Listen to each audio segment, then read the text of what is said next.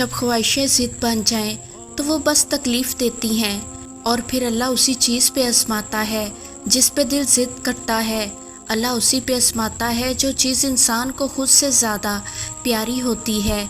आज़माइशें मनपसंद चीज़ों से शुरू होकर अल्लाह की रज़ा में राज़ी हो जाने पर ख़त्म हो जाती हैं। जब हम अल्लाह के सामने हार मान लेते हैं, ज़िद छोड़ देते हैं, उसकी रज़ा में राज़ी हो जाते हैं, तो अल्लाह वही चीज़ें बेहतरीन करके हमें देता है। इसलिए कुरान पाक में फ़रमाया है कि जब बंदा बहुत परेशान हो जाता है तो फिर उसको तसल्ली दी गई है कि बेशक हर तंगी के बाद आसानी है।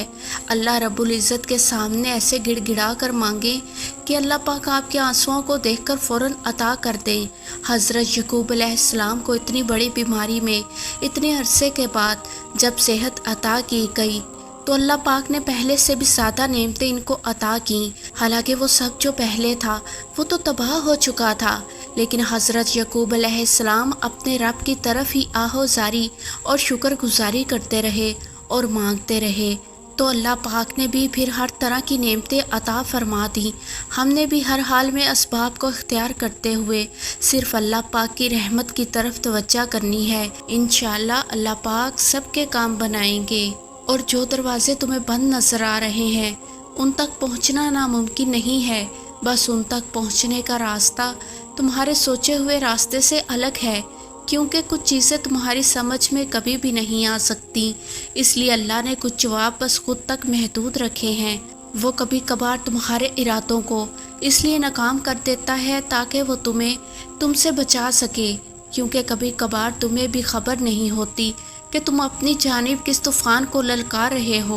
वो अभी अगर नहीं दे रहा तो हो सकता है वो तुम्हें अपने और करीब लाना चाहता हो, या ये भी मुमकिन है कि तुम्हें उससे बेहतरीन से नवाजना चाहता हो। और यकीन करो, इन दोनों सूरतों में से किसी में भी तुम्हारा घाटा नहीं है, और अल्लाह ने हर किसी की तकदीर बेहतरीन लिखी है। देखी है कभी अल्लाह की बनाई हुई कोई चीज़ नामुकम्मल? देखा है कुछ ऐसा जो अल्लाह ने बनाया और उसमें बेहतरी लाई जा सकती हो? चाँद, सूरज, आसमान और ज़मीन और उसकी बनाई हर चीज़ देखी है तुमने। बेशक वो सही कहता है, मैंने हर चीज़ को मुकम्मल और बेहतरीन शक्ल में बनाया है। तो तुमने कैसे सोच लिया कि अल्लाह ने तुम्हारे लिए जो सोच रखा है वो बेहतरीन नहीं? अल्लाह ने हर चीज़ मुकम्मल बनाई है, तो तुम्हारी कहानी कैसे नामुकम्मल छोड़ सकता है? मेरा अल्लाह कुछ भी नामुकम्मल नहीं छोड़ता। वाहद वही तो है जो अपने वादे पूरे करता है, और जो अल्लाह तुम्हारे लिए चाहता है, क्या तुम उससे बेहतर अपने लिए चाह सकते हो? क्या तुम वो जानते हो जो अल्लाह जानता है? फिर क्यों मुश्किल लगता है उसके फ़ैसलों को तस्लीम करना? क्यों नहीं करते यकीन कि वो बेहतर लेकर बेहतरीन देगा? एक वक्त लाजमी आएगा जब तुम समझ जाओगे कि ये आजमाइशें क्यों थी। उसकी आजमाइशों के पीछे छुपी मुसलिहतों पर हैरान रह जाओगे।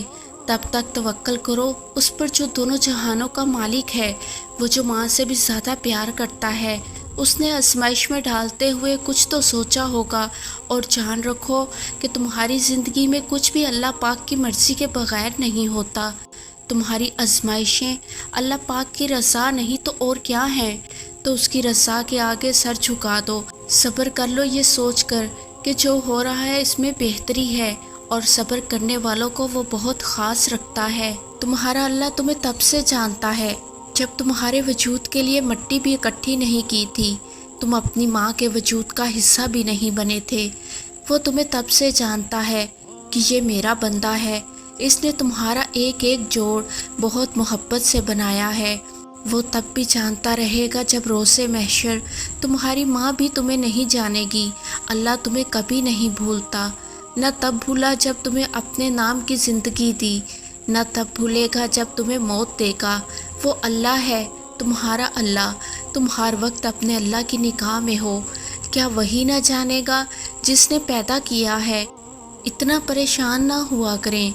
याद रखें, आपके मामलात उसके हाथ में है, जो जानता है कि आपको क्या चाहिए, आपके लिए क्या बेहतर है, और कैसे आपकी चाहत को बेहतरीन बनाकर किस वक्त आपको अता करना है।